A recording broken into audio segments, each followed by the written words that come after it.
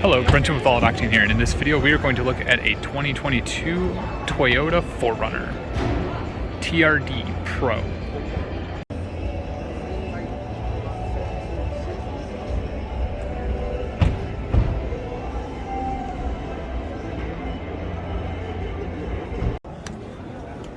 Alright, so I'm jumping in a Toyota 4Runner TRD Sport. Just hit my head there. It's a little tight. The door is very light. Considering it is a full-size SUV, the door is very light. I do like the seating position though. Let's see if this one would be power, but the power is not turned on to it, so I cannot adjust the seats according to how I would want to be fitted into them. As a nice big steering wheel, I do fit quite well the way it is currently placed. Pedal placement is nice. I can rest my foot on the ground and go nicely between the foot or the gas and the brake without having to interfere with one another. I guess if I had boots on, maybe I might hit one. It's not too bad. But this is quite an iconic vehicle. We've got a bunch of controls up top here, as you can see. There are many different things that you can do. There looks like there's some lights. Again, there's no power on.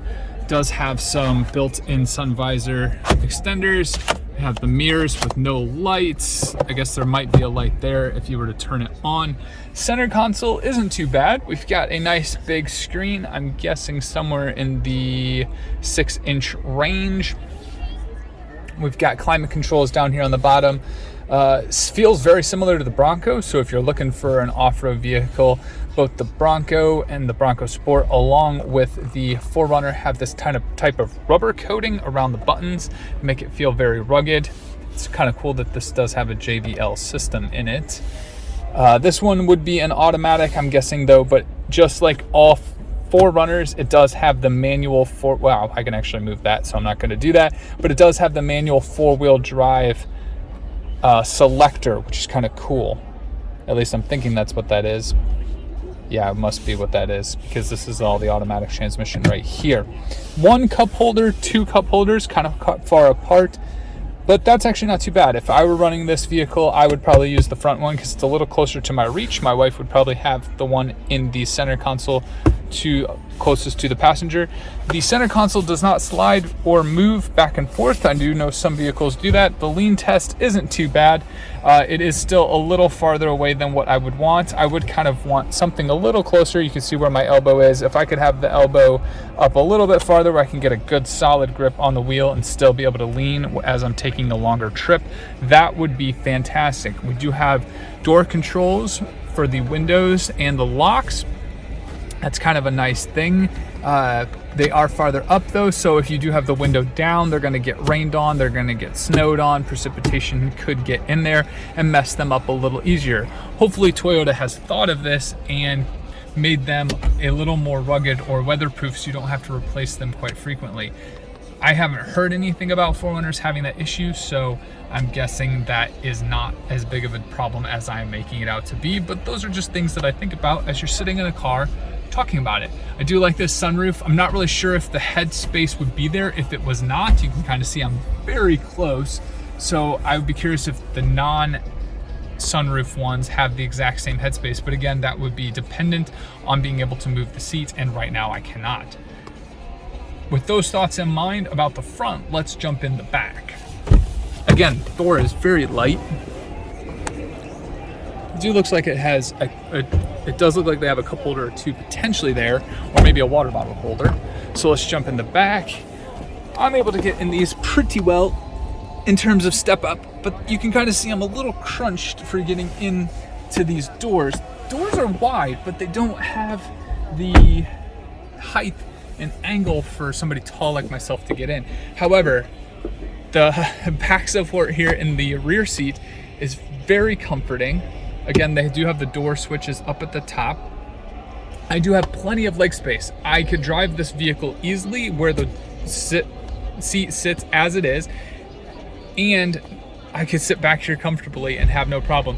There is a lot of headspace. They have made a cutout, as most cars do, for the headroom. They don't have, again, any power to this, but there are some lights there.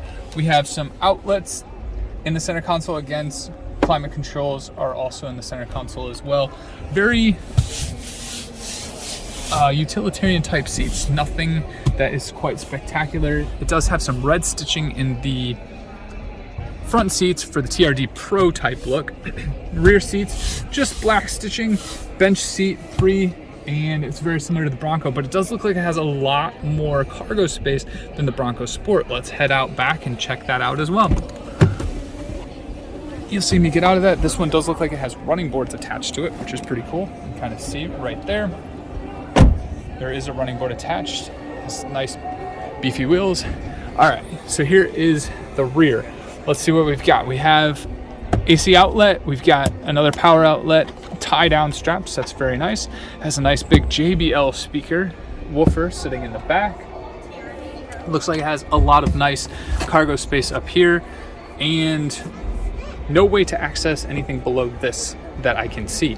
So it doesn't have the rear spare tire like a Ford Bronco Sport does. However, this vehicle is much more expensive. It's over $20,000 more, and it has a lot more lifespan on it in terms of R&D that has gone into it. So it's a 4Runner, so there is a lot of space between the rear bumper and the cargo area, which is also kind of interesting. You do have to lean in quite a bit to get into that, and it is kind of slippery, but overall, this is still a really nice vehicle, and I'm a big fan of 4Runners. I believe the window can still go down. It does look like that. That is a feature that I can't really demonstrate, but that is one of the coolest features about a 4Runner, is that the rear window can go down. So Toyota 4Runner, classic four-wheel drive SUV, and if again I could afford one, even on a used market, I would totally do that. One really helpful last feature that I found on the 4Runner is this to close the rear lift gate. This is a fantastic feature. Our Ford Focus has it where you have to touch the paint. My Rendezvous has to touch the paint. This would be amazing. All cars should have something like this to close the rear lift gate if it's not going to be a power rear lift gate.